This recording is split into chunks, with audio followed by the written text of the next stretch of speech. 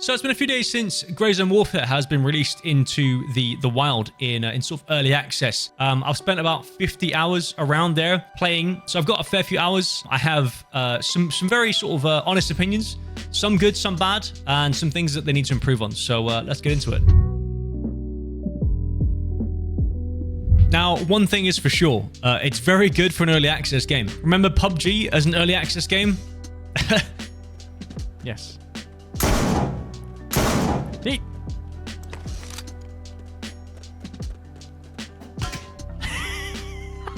There is a lot of complete features, and the gameplay loop is quite functional. The animations are quite polished as well, feels very kind of smooth.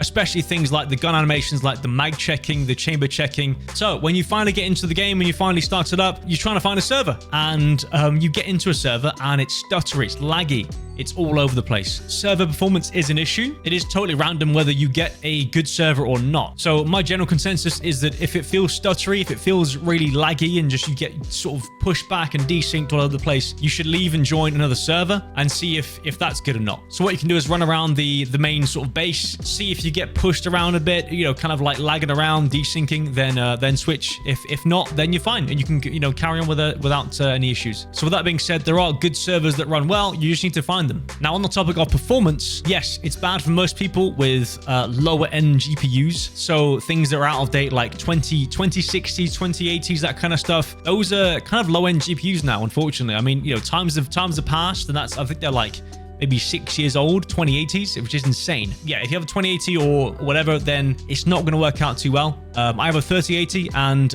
essentially I've kind of got around 90 to 95 FPS on average. Just by kind of optimizing my settings for the best performance I can get without crashing. So I have frame generation off, and I've got everything on low or medium, and I've got DLSS on performance with about 30 sort of sharpening on that, and I get about 90 to 95 FPS on average, and it feels really smooth without any input lag. But yeah, also if you guys are trying to stream and game on the same PC with your GPU on Grey Zone Warfare, obviously, turn off frame generation. I've had a lot of people having issues with that and trying to stream the game, and they have they have a big GPU like a 4090 or 4080, and they can't seem to stream the game without OBS crashing or the game crashing. Essentially, what this means is that obviously more FPS with the frame generation means there's more GPU usage, so it's using the GPU more, therefore there's less bandwidth for the stream to encode. So it's fairly obvious, you know, you just need to turn off frame generation and you should be okay. If you have a 40 series GPU, then you should get about 100 to 120 frames anyway, so should be okay with that. So moving on to the chopper mechanics and the kind of the chopper helicopter transport mechanics. I'm a big fan of these. I like it. It looks cool. It's kind of a super interactive way of crossing the map as well. It's kind of like a fast travel to different areas. If you think of like games, you know, like an MMO game like World of Warcraft, right, where you kind of like you fly around. It's kind of the same thing to travel across the map. Obviously, there are a few issues with the landing zones and you know, having a landing zone camped or not knowing if there's any enemies in the area when you land. There are ways you can mitigate that by having multiple landing zones unlocked in those areas, so that when, you know, if you have options, you can kind of like choose between sort of 2 or 3.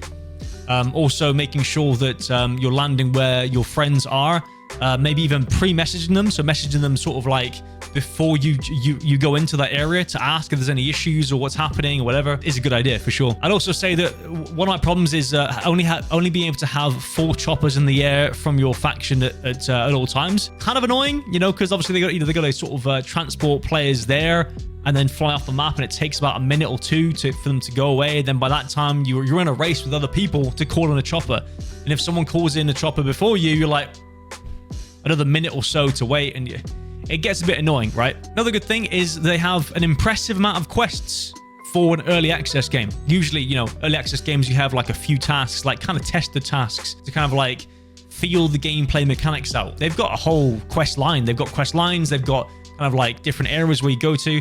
I'll get into the sort of how the quests are, but yeah, there's a lot of quests. It's interesting. Now, yeah, as I said, the quests are quite samey. They're very basic. I'd say actually, personally for me, Tarkov has better and more engaging quests than this, but Tarkov's been in development for a lot longer, so this is probably due to change, and we'll see more quests in the future, I imagine. But yeah, so a lot of it is very much just like fetch this and bring it back to me, or it's go kill this boss over here, and that happens a lot. There's about 3 or 4 times I've had this, and I'm only level 15.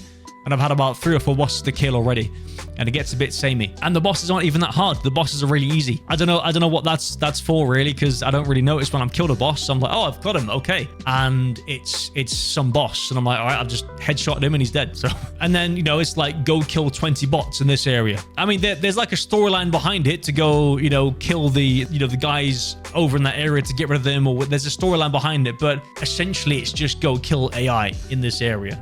And that's it. And then there's a lot of tasks where it's, oh, go check out this body on the floor. Like, it tells you kind of like where in the area it kind of might be. And you just find the body. You see it. Okay, that's the body. I'll go back then, I suppose. Yeah. Okay, that's it. There's not a lot to it, and I feel like hopefully there's a lot more variety in the future. Obviously, again, early access, really early on in terms of its development, so we'll see. But for now, it's not really engaging me. It's not really kind of grabbing me. I'd say, honestly, I mean, this game overall, there's not a lot that grabs me. I'd say that the gameplay loop is intriguing, and there's a lot to figure out for yourself at the start, but I can't imagine it's going to be anywhere near as fun the second time around, and I hope that they've got plans for that, because I don't feel like it's going to be that engaging the second time around. As a base game, it's like, it doesn't scream like, wow, this is amazing. A lot of people are saying that like they love it, it's an amazing game, and they've been looking for this type of game for a long time, and I feel that, right? Like, it's open world, it's like an open world RPG kind of style, kind of like Tarkov, but DayZ style, right? With the servers, you kind of like get out and go in on the same server, and it's kind of cool. In that respect, you don't really know what's going to happen. But apart from that, there's nothing really special about the game in itself. I know they've got a few things planned down the line, like sort of dynamic events and things like that will make it a lot more engaging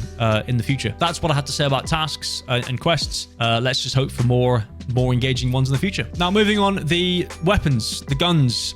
There's not a lot of gun variety. It's fair to say. I mean, everyone's using the same one, the same M4 or the same Mark 18. There's not a lot, it's all suppressed. Everything's quite cheap. I feel like you earn a lot of money through tasks and through selling different guns, different attachments, stuff like that. I've got nearly $150,000. I've got loads of M4 stocked up. Really easy to make money in this game. I've been running as a duo for most of my time. I've died a fair few times to one taps from bots. I've gotten back to my gear and it's still there, or I've lost it, and I'm not really bothered because there's not a lot of gear fear, because of the fact that I can just get the same exact kit back again and I'm good to go. It takes a bit of time, but apart from that, it's nothing too crazy. As I said, there's no need to use any other guns apart from the M4 and the Mark 18. They're low recoil and fast firing, which kind of is what everyone needs and wants, so it's perfect. I'd say one option would be to limit the AR-15 guns to sort of like later on in the game, where like, there's kind of like you get into the sort of the meta stuff, the best in slot gear, and have that be your AR-15 Western guns, right? And then sort of at the start of the kind of like the life of the game, or start of the wipe or whatever, you're using more so kind of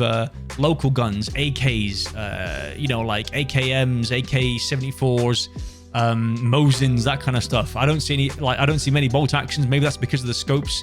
They're an issue that I'll get into in a second, but there's not a lot of variety of guns, and I think that's a massive issue, and it gets kind of samey, a bit kind of boring. The quests are fairly monotonous. The guns, they're the same. Everyone's got the same guns, but you could also give players quests to use certain setups and certain guns. Like maybe Gunny could ask you to test this weapon. I mean, I suppose if you're a Tarkov player, you've seen these tasks before, where you have gunsmith tasks to build different guns, where you've had Jaeger tell you to use a Mosin or a bolt action rifle and kill this many scavs doing this and this and that, and shooting them in the head 5 times and whatever. I wouldn't mind having some of that here, honestly. I know that everyone kind of hates those kind of forcing you down a certain gun route and forcing you to use a certain gun, but it adds variety. Otherwise, it's just the same old meta. And this is why there's not a lot of meta guns when it comes to sort of like Tarkov's early wipe, because everyone's using different stuff.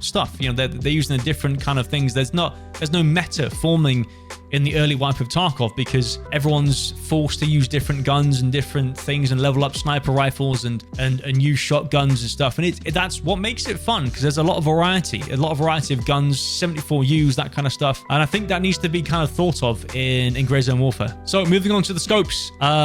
I'm not a fan of the scopes right now, mainly because there's no option to change sensitivity, which really kills it for me. I've tried scopes and I seem to die a lot more often just because I'm trying to aim with the damn thing. I can't aim with it. I just can't, like, it's too fast. There are variable scopes to use and you can zoom in and out and stuff like that. But also because performance is precious, as we know with Grey Zone Warfare, performance is very precious. The scopes drop your FPS by about 30%-ish, I want to say, 30 to 40%. And that's quite a substantial margin when it comes to, you know, if you have 60 FPS, you're getting like 40 to 30. Not ideal when you're scoping in and trying to shoot full auto at a player or at AI and you get one tapped because you can't control it. So it's not fun to use. I've used a lot of different setups. I'll probably make some videos on gun builds that I use that I think are the best right now. But for now, I'm not going to be using scopes. Now, moving on to the next thing. I wish there was a lot more loot. Now, that might just be the sort of the Tarkov player in me. I'm a Tarkov player by nature, and I just feel like there should be a bit more loot. The world feels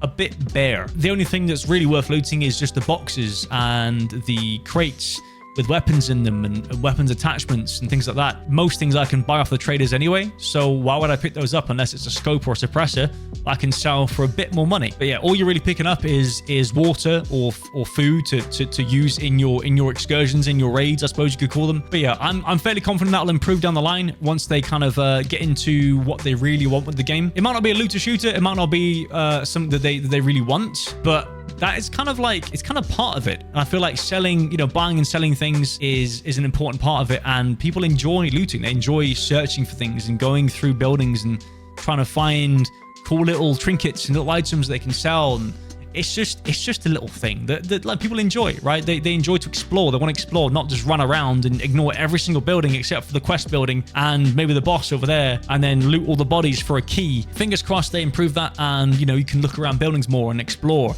and take your time. But yeah, other than that, really, there are a lot of kind of small bugs and annoyances that I think aren't really built for this video. They're quite small and will probably be fixed very soon. It's an ever-changing kind of game, and they're developing it quite fast, actually. I mean, there's been loads of hot fixes and things like that coming out very quickly, so it's good to see. I think that's my sort of general opinion. I feel like there's a lot to be said about the performance of it. Hopefully that improves the looting, that kind of stuff. It's an important part of it. Gun variety, the extract camping or the landing zone camping is an issue. But yeah, anything else I've missed, guys, please let me know in the comments below. Thanks for watching, guys. We'll see you in the next one. Thanks for watching, guys. If you like this video, click here for something similar and click here to subscribe for more.